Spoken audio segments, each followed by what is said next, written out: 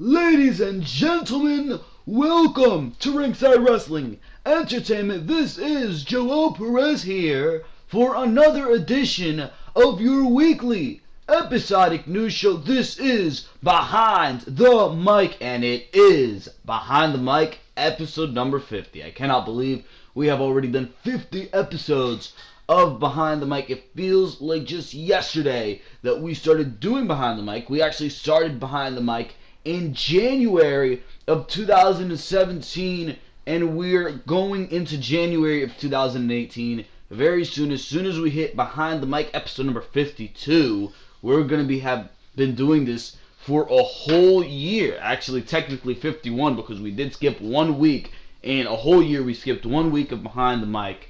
So it's crazy. Behind the Mic episode number 51 is technically going to be the 1 year anniversary of Behind the Mic.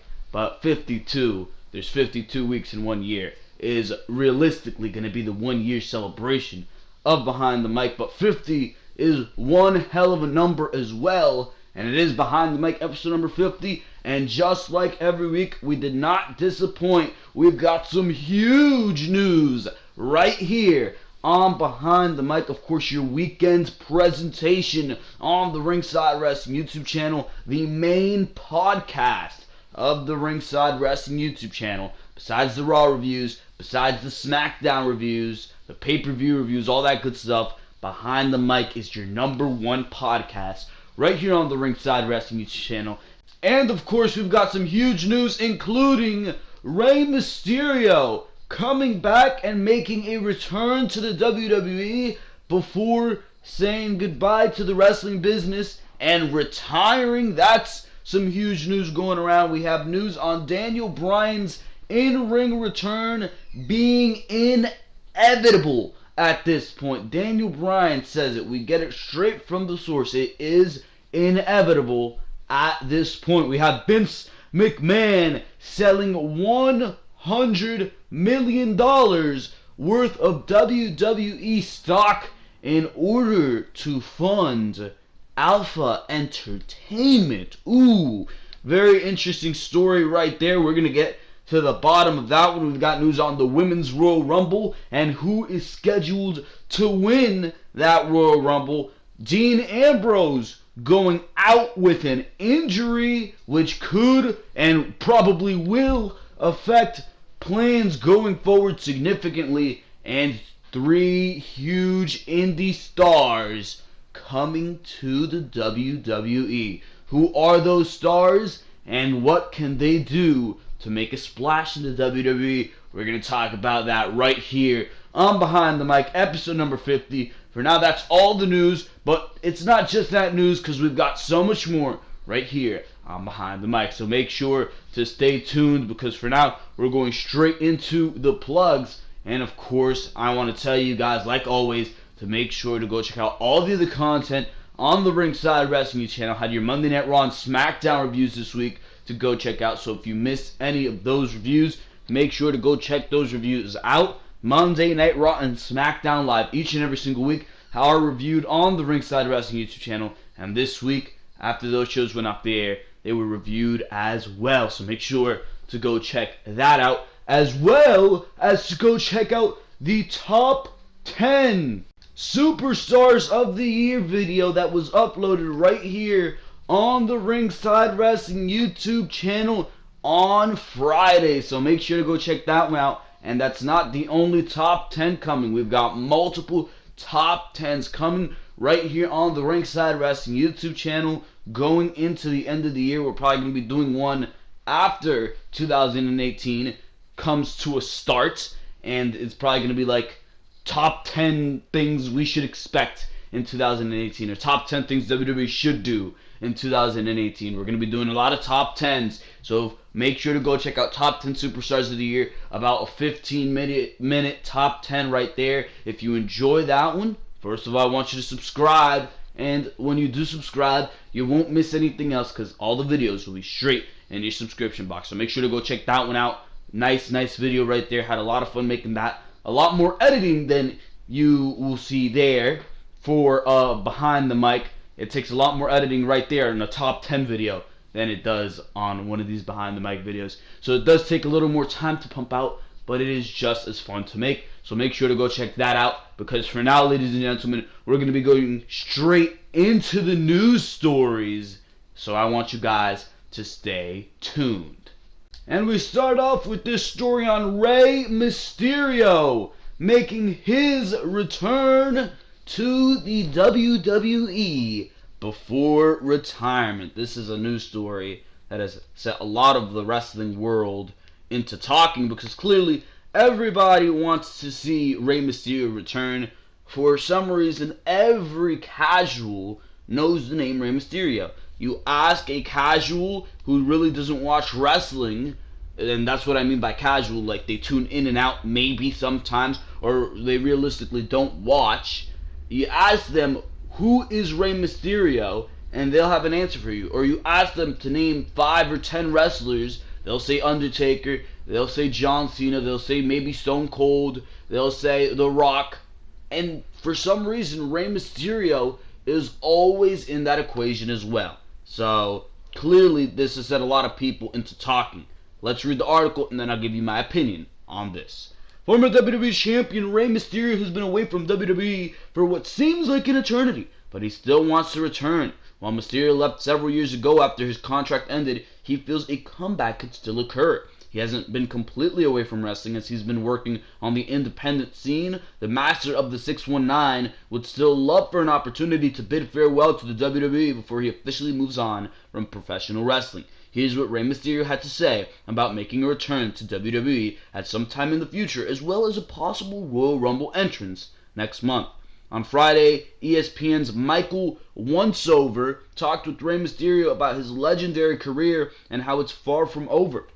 It mentions that the 43-year-old pro wrestling star is still considered the hottest free agent on the market today. His contract ended with WWE back in 2015, but Mysterio feels he was merely ending things at that point to get some time off from WWE. He still seems like he would love to make a comeback, as he believes he owes quite a bit to the company for what they gave him during his career. That career has easily qualified him for WWE's Hall of Fame in the future, but Mysterio doesn't seem done quite yet. When talking about leaving the company in 2015, Mysterio said it was never intended as his final run with WWE. He added that he wants a chance to give the fans some more of that Rey Mysterio high-flying excitement before he officially calls it quits. This is Rey Mysterio speaking. He said, "I would definitely love to go back and finish up. Whether it's 1 year or whatever the case might be, whether it's a farewell, I owe a lot to that company. That company gave me such an amazing opportunity, and I took advantage of every single moment I was with WWE to the fullest. I wouldn't want to just be remembered as, oh man, he never resigned and he never came back. I would definitely love him to come back," or he says, "I would definitely love to come back and do a last run and say goodbye to my WWE fans, tell them goodbye in a proper way."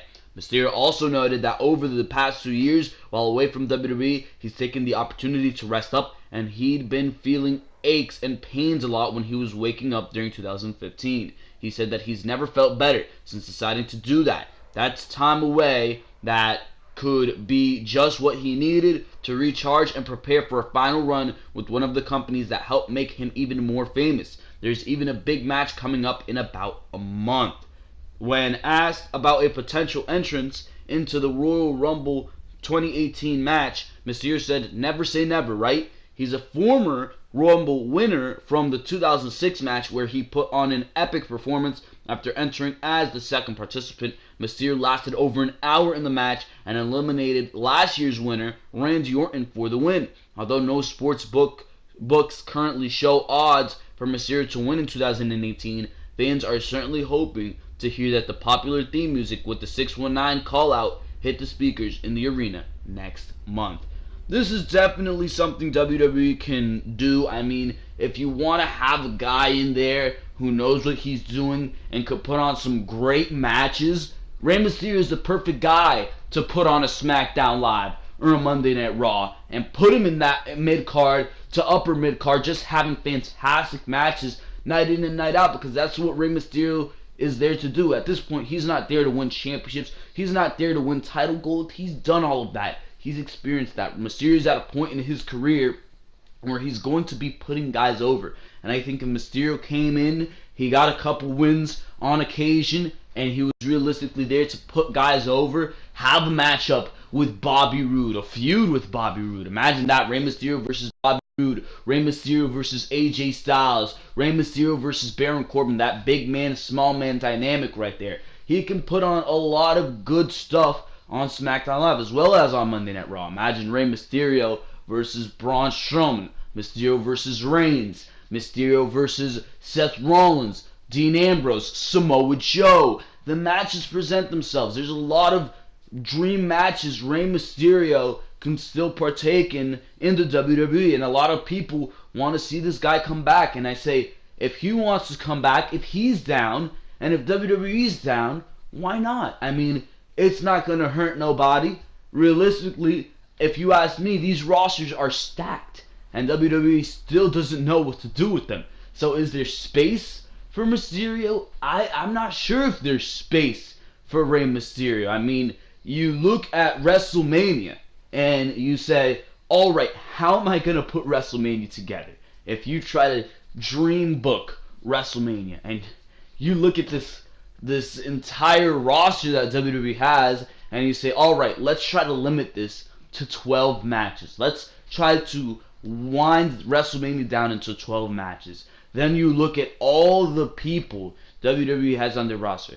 Hold up. So if we're going to do these two main events and these two undercard matches, and then all the championship matches are going to be on the main card, where does that leave space for a Samoa Joe? Where does that leave space for a Finn Balor? That's what you wind up asking yourself, because you don't want WrestleMania to be too long, but at the same time, there's so many people on this roster that WrestleMania is going to be long.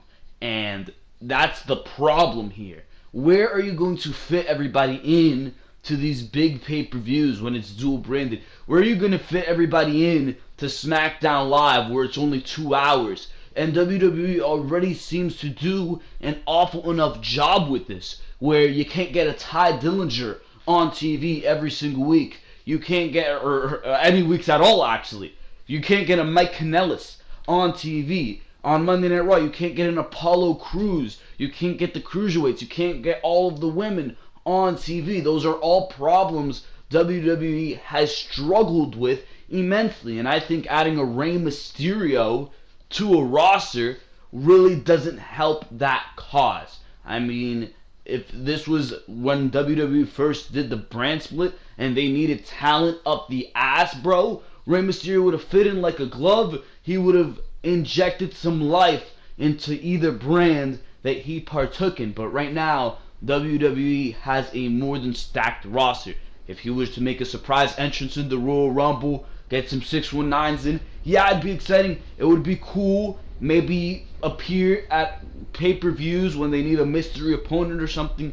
But Rey Mysterio, you really don't see this guy doing a full-time schedule with the WWE anymore. Or at least I don't see this guy doing a full-time schedule with WWE anymore. I think he's at a point where he can maybe fit into some equations, but realistically, with these stacked rosters, I don't know why WWE would put more emphasis and put more attention on guys like Rey Mysterio when they have a roster full of fresh, newer guys who they should be building up. So that's my opinion on that. I would like to see Rey Mysterio back, but at the same time, you look at the way WWE is landscaped right now, and I don't really see where he fits in full time. There you go. That's my thoughts on that. We move on here to this story, which I just find absolutely mental. This is one of those mental Vince McMahon stories, and it, of course, has to do with Vince McMahon investing $100 million, or selling $100 million of WWE stock and using that to fund Alpha Entertainment. Let's read this story and I'll give you my opinion on this.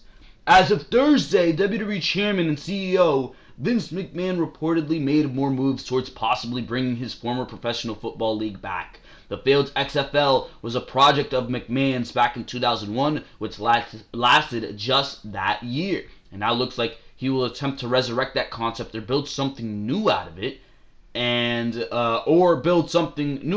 based on reports of trademarks and recently sold shares of WWE stock. In a report from ESPN's Darren Rovell, it's noted that Vince McMahon sold off 3.34 million shares of his WWE stock. World Wrestling Entertainment reportedly filed the details with the United States Securities and Exchange Commission for the nearly $100 million sale of stock. In the filing with SEC, it's noted that the sale of the stock was being used to fund a new company called Alpha Entertainment, LLC. As the filing mentions, that company was created to explore investment opportunities across the sports and entertainment landscapes, including professional football. Rovell also tweeted that there were 5 XFL trademarks filed for by McMahon's Alpha Entertainment entity. These trademarks were made to cover the XFL as a professional football league, as well as merchandise related to the league. As Rovell mentioned in a reply to one of the Twitter comments he received, the filings were made back on December 16th and just showed up in the trademark office filings. The Alpha Entertainment Company was said to have been formed back in September of this year. XFL was originally funded back in 1999 and had its debut season in 2001. It was a joint venture between McMahon's WWE and also NBC. While the XFL's opening night had a strong debut, overall ratings dropped after that, causing the league to ultimately fold after one season.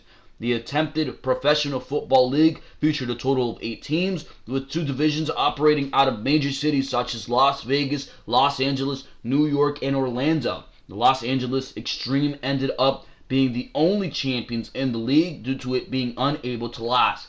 It should be interesting to see how far Vince McMahon's latest experiment goes. World Wrestling Entertainment now has their own online network of 24/7 content, which includes on-demand and original live streaming content, as well as WWE pay-per-view events, documentaries, and more. It could very well include XFL games, although one would think McMahon has something bigger in mind. So that is the latest story regarding Vince McMahon and this XFL venture, which has been in a lot of speculation in the past couple weeks. Is Vince McMahon this crazy to, at this point in his career, where the WWE is making more money than ever, this guy is 75 years old, is he this crazy that he's going to revive an old failed concept? Why would Vince McMahon do this? Why would he do this? That's the question everybody is asking. I mean, clearly he has some type of drive to make this work, and if Vince McMahon is going to try to make something work, he's going to get it to work. Or at least you think he would. I mean, holy crap, he probably looks at this as a failed venture, and in his egotistical mind, he's probably thinking, I don't fail. We're going to give this another shot. And it seems with the selling of this $100 million of stock that he's serious about this. And if he is serious about this, the one thing that I'm thinking of here is, well, what does this mean for WWE? There's no goddamn way that Vince McMahon, at this age of 70 whatever the hell, 74, 5, how old is Vince McMahon at this point? That he is going to put all his attention or try to put all his eggs into 2 separate baskets and try to split running the WWE and the XFL, if this is even true, if he is going to be putting his attention to both like he did back then. Because one of the reasons the XFL failed has got to be that Vince McMahon was trying to run 2 massive companies at the same time. And especially now where there's people in place to take command, if Vince McMahon isn't there anymore, the Shane McMahons, the Triple H's, the Stephanie McMahons, why wouldn't Vince McMahon divert all his effort into making the XFL a success? And when that does become a success, when that does flourish, he returns to command over the WWE. Why wouldn't he do that? And if that is the case, if Vince McMahon does put his power into Stephanie McMahon and Triple H, imagine how much better the WWE product is going to become. I mean, realistically. You look at this, and realistically, you gotta think. Look at what Triple H has been doing for NXT. NXT is simple, and it's goddamn wrestling. And it's entertaining while you're at it. That's what NXT is. Imagine Raw and Smackdown being put in the hands of Triple H and Stephanie McMahon. I mean, wouldn't you believe that it would become more like the NXT product that we see on the WWE Network every Wednesday night? That's something that excites me. I don't know about you guys, but that's something that excites the hell out of me, because Raw and SmackDown in its current state are absolutely abysmal. And if Vince McMahon does want to go and make this work, I've been hearing from some people that people are more tired now of the NFL than ever. So maybe the XFL, which was supposed to be an alternative to the NFL, maybe it will succeed. Then I hear other people saying that this is going to fail. It was a failure the first time, and it's going to be a failure the second time. I don't know, but there are multiple things that this could mean. And from what we've been hearing, with the trademarks being filed and Vince McMahon selling $100 million of his WWE stock to this, I mean, I think that he's going full force with this. And if he is going full force, that could possibly imply big changes for the WWE. I honestly don't give a crap if Vince McMahon is successful with the XFL or not. I'm not going to watch it anyways. I never saw an episode of the old XFL anyway, so I don't give a crap about that. But if this means that power is going to be given to Triple H and Stephanie McMahon, I think we can be in store for some massive changes to the WWE product. And if that is the case, I'm all smiles, because that's exactly what the WWE product needs right now. It is stale and boring, and in the hands of Triple H and Stephanie McMahon, or at least Triple H specifically, if I can speak here, I think we can be going in the right direction. For now, that's all I'm going to say. Let's move on here to the next news story. We move on here to this news story on Daniel Bryan and the news of his WWE return at this point being inevitable, or at least his in-ring return being inevitable. And it could even happen if he leaves the WWE.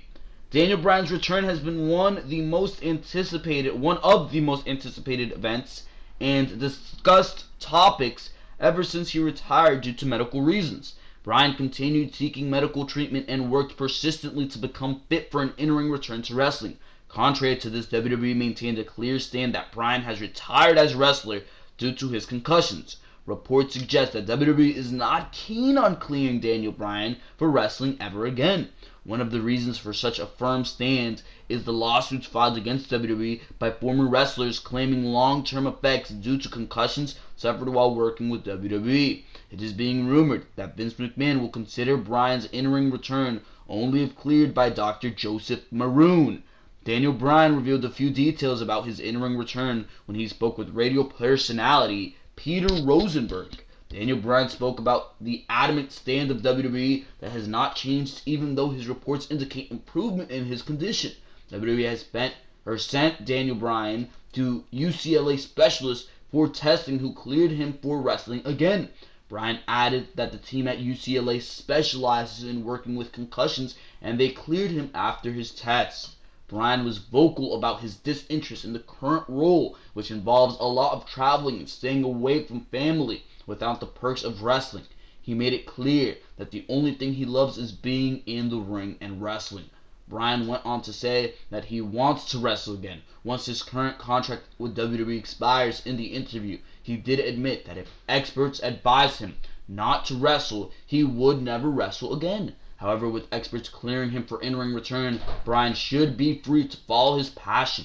Additionally, it is evident that Daniel Bryan still has a strong fan following. His mic skills have also improved since he took the role of general manager, so there seems to be no reason for WWE not to consider his return. Daniel Bryan said that he was ready to leave once his contract expires if WWE does not clear him for an in-ring return against the evidence advice, I should say, of other experts, as opposed to the rumors indicating that current storyline involving Daniel Bryan and Shane McMahon was headed towards a match between them. Dave Meltzer recently stated that such a match might not happen. There appears to be no middle ground between the corporate interests of WWE and Bryan's wish to wrestle again, but that doesn't mean Bryan will not wrestle again. If not, WWE fans could see Bryan wrestle at Ring of Honor, New Japan Pro Wrestling, or Lucha Libre 888. One can only hope that he stays with WWE to reignite some old feuds. Now, if Daniel Bryan does return to the WWE, or he does return in ring to the WWE, I should say,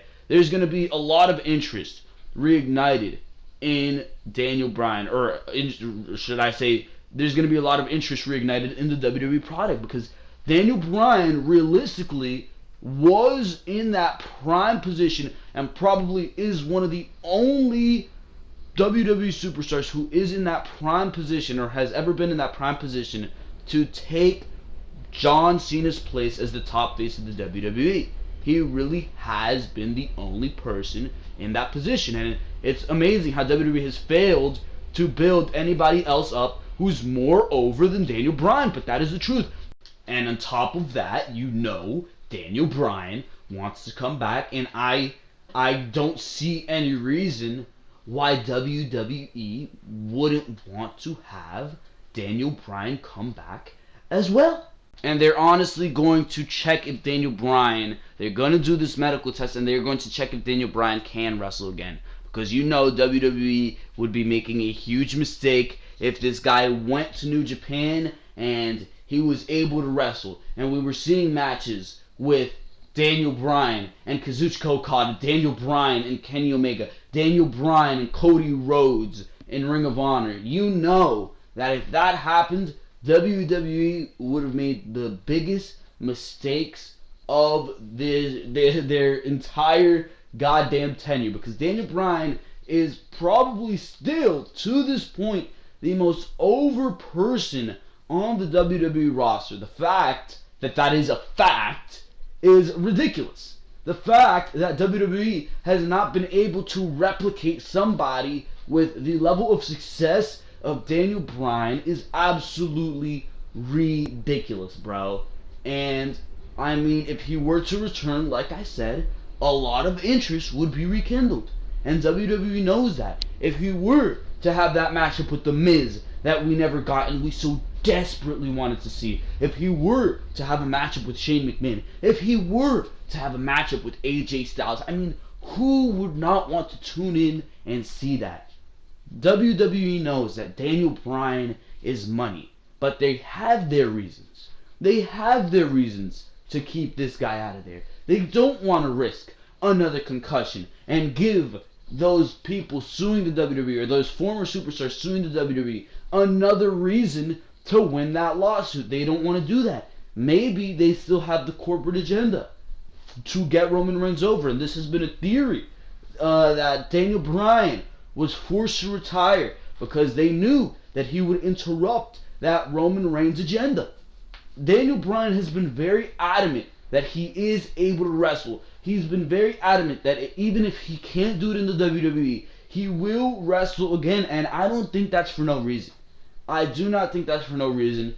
Daniel Bryan, deep down, he knows that he can wrestle again, and he might even know that this is a bullshit reason, and that WWE is keeping him hostage. So whatever the case is, hopefully Daniel Bryan does wrestle once more, because who wouldn't want to see that? Realistically, who would not want to see that? But at the same time, he could be risking his life. He really can, and maybe WWE is doing something correct. Then again, it's this back and forth argument. This is a back and forth argument. He's been cleared by all these doctors. He really has. He's been cleared by all these experts in these medical fields of concussions and stuff like that. Yet a WWE doctor, this guy Joseph Maroon, has the final say. He is the end-all, be-all, better than all these doctors, than all these UCLA doctors, these NFL experts, like, what makes Joseph Maroon, what is Joseph Maroon finding that all these other doctors are not in Daniel Bryan? That's a question that I am asking myself to this day. I was asking myself that in the beginning when Daniel Bryan retired and everybody was awestruck, and I'm asking myself that now. What did Joseph Maroon find that nobody else did?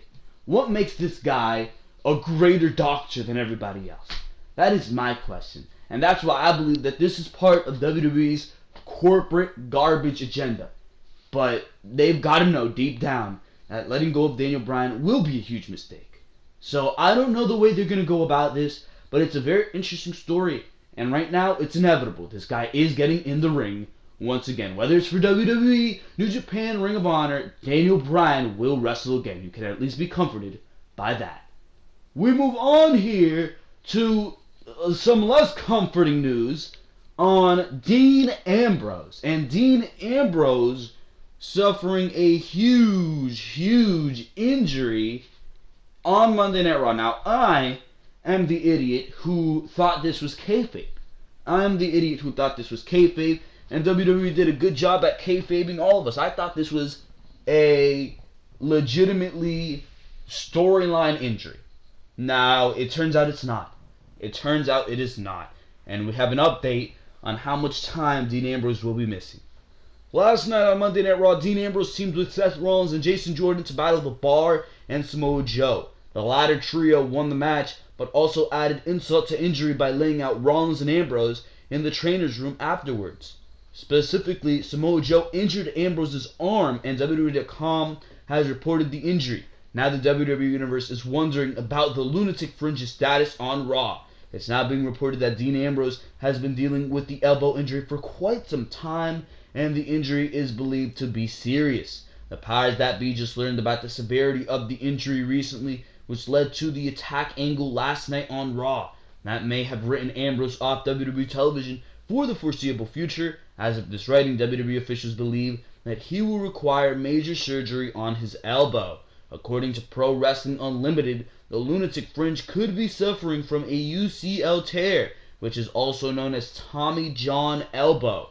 The recovery timeline for that injury would keep Ambrose on the shelf for at least 9 months. On paper, he could miss WrestleMania 34 and SummerSlam next year. The belief is that Ambrose flew to Birmingham today for an evaluation, and a timetable for his recovery will be released. And when they send you to Birmingham, that usually means that it ain't good, bro. It ain't good.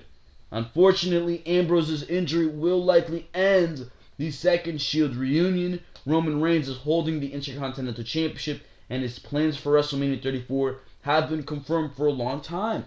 The bigger issue is Seth Rollins' role on WWE television going forward. Since he and Ambrose were in the middle of a huge run in the tag team division, not only that, but there were rumors that WWE officials were planning a heel turn for Ambrose and a huge rekindling of the feud between him and Rollins for the grandest stage of them all. As of this writing, the injury status of Dean Ambrose's elbow isn't confirmed. It's possible that he could get lucky and his elbow won't require surgery, but that will be up to the doctors in Birmingham. This would be the first major injury of Ambrose's WWE career. The timing's awful for him and WWE officials, but there's still hope that he could return to the ring soon. For now, the only thing to do is to wait for the final word. That is devastating. That really is. Now, this might be a good thing because there's always a silver lining to these injuries. I mean, realistically, Ambrose has been looking terrible on WWE television as of late. This guy has been abysmal. He really has. Everything he does in that ring just lacks any energy or impact. And I can't be the only one seeing that, bro. I really can't. I know a lot of people have pointed that out. Ambrose has looked awful. You look at Roman Reigns and Seth Rollins and what they're doing and the energy and the impact that they put into their work, and you see that these guys are energized. They're ready to go. Ambrose just looks like he's completely burnt out. He really does. And maybe having him go out with injury can refuel this guy, because he has been going at it non-stop for year after year after year. I believe in 2016, he was the man who wrestled the most matches out of anybody on WWE's roster, and he might have been the guy to do that again this year. Dean Ambrose has gone crazy with the work rate, and he might be a guy who's absolutely burnt out because of that.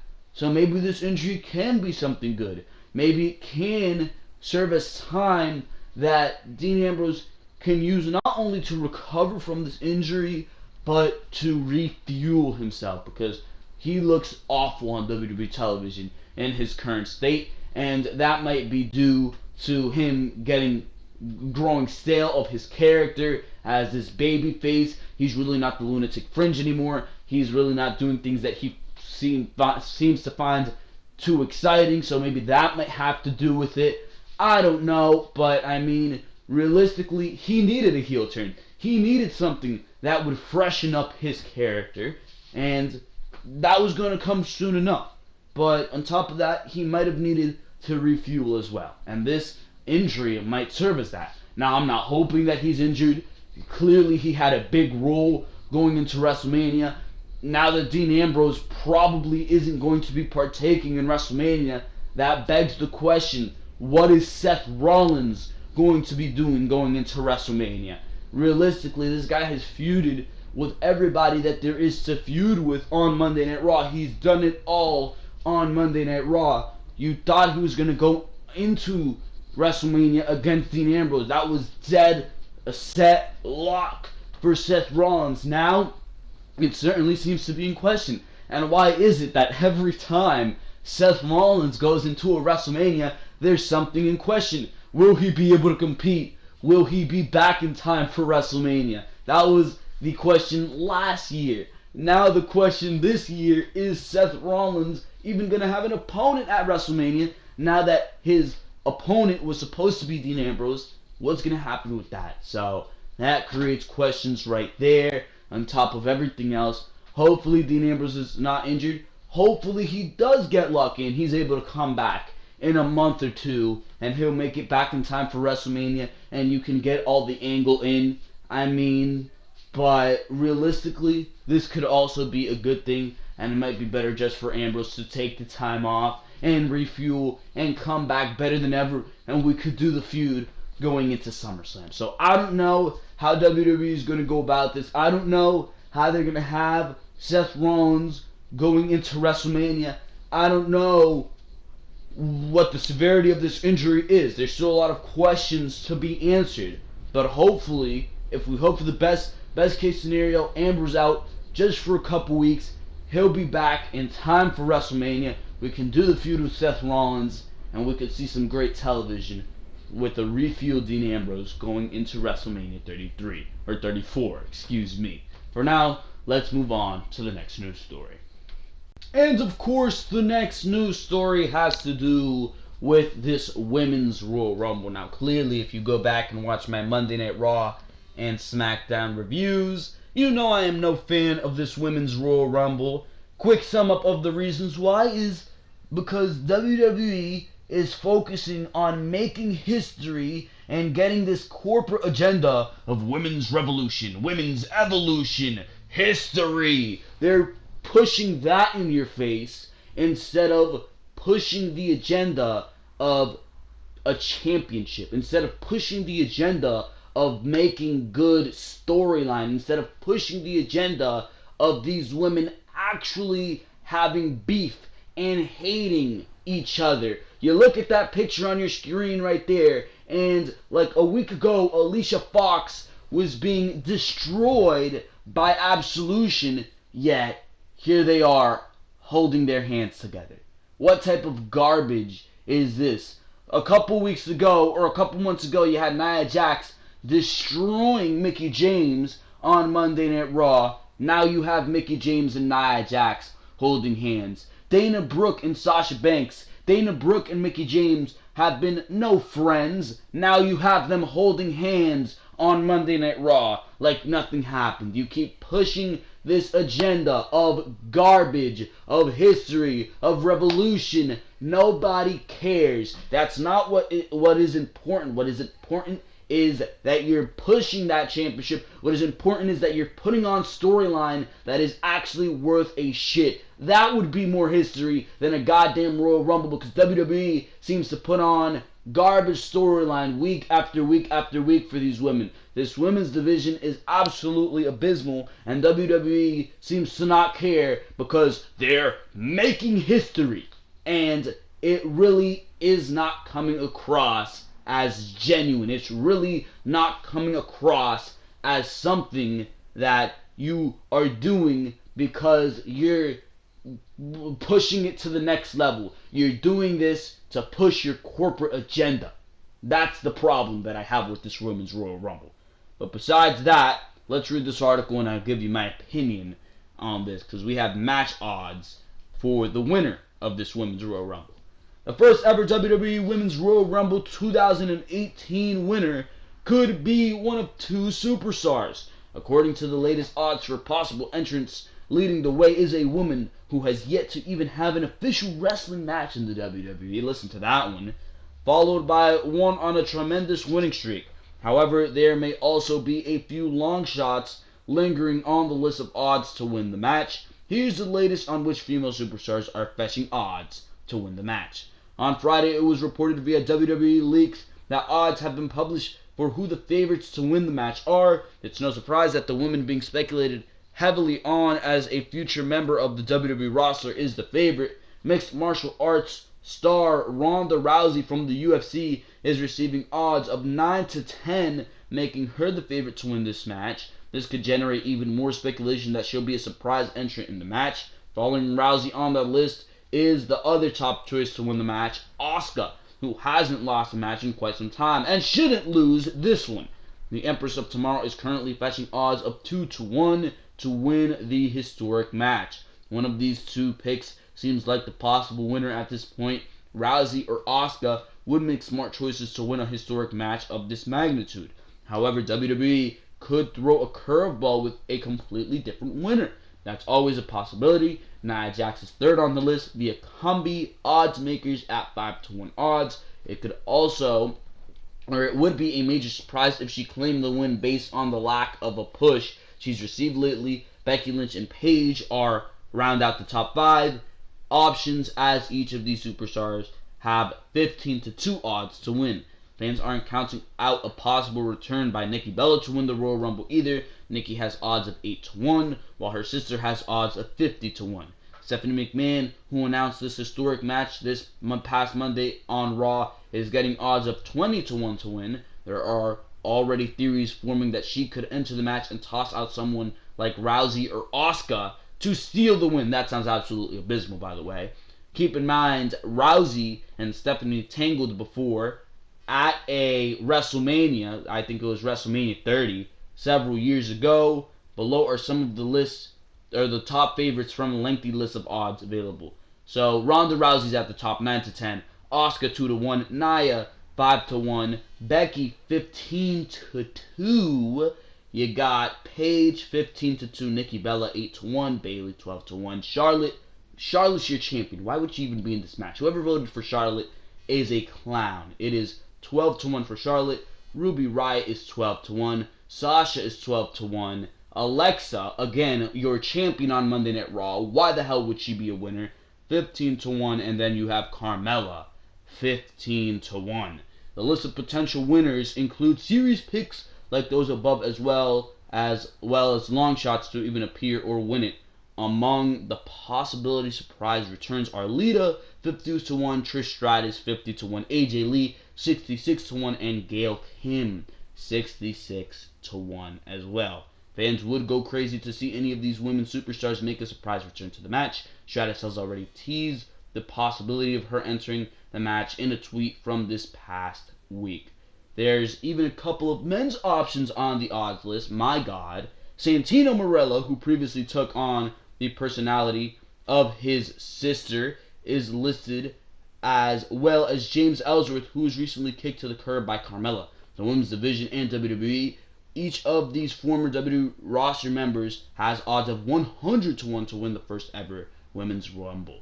The first ever women's edition of the match will take place as part of the 2018 Royal Rumble pay-per-view. WWE fans can watch it go down live on Sunday, January 28th via the WWE Network for online streaming of the entire event. So there you go, ladies and gentlemen. Those are the current match odds for the WWE Women's Royal Rumble 2018. It sounds absolutely abysmal as of right now. There's only one winner. There's only one person who should walk out winner of that matchup, and you see her on the screen right now. It is Asuka. If Asuka does not win that matchup, there's no point. There's no point. It's already garbage. And right now, there's news floating around that Ronda Rousey is not going to be making her debut in the Women's Royal Rumble, and that the entire 4 horsewomen of WWE versus 4 horsewomen of UFC match has been scrapped. So that is the plan. Those are the thoughts right now. So I don't know how it's going to go down, but if Asuka gets eliminated from that matchup, holy crap. WWE is going to be burnt down with complaints. They really, really are. That Philadelphia arena will be burnt down. The roof will be brought down with booze if Asuka gets eliminated. If you're telling me Asuka's going to take her first loss in a Women's Royal Rumble that nobody even wants to see, you got to be kidding me. If Asuka does not have anything to do with Women's Championship plans at WrestleMania, you really are mental. You really, really are, WWE. You're mental. Asuka better go into WrestleMania with those Women's Championship plans in mind, and it makes perfect sense for her to win a Royal Rumble. When I was discussing the rumors of a Women's Royal Rumble, I was saying it would be perfect for Asuka to win. And right now, I don't want to see a Paige win it. I don't want to see a Sasha win it. I don't think anybody wants to see any of those names win it. The only name that makes sense is Asuka, and I think you guys know why. That's all I'm going to say on that. If Asuka doesn't win, we will riot. And not Ruby Riot. We'll riot for Asuka. 1 T, not 2, asshole. Let's move on.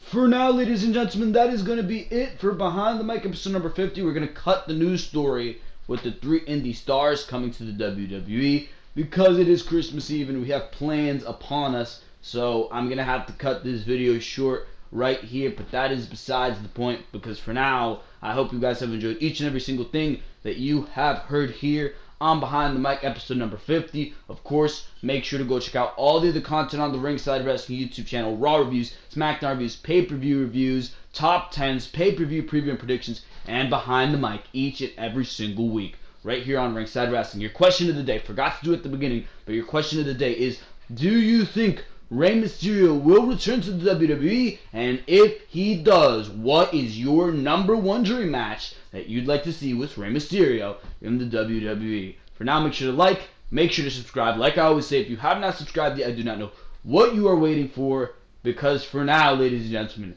this has been Joel Perez of Ringside Wrestling Entertainment, and for now, I am out of here. Thank you very, very much for watching this video, and I will see you next time right here on Ringside Wrestling.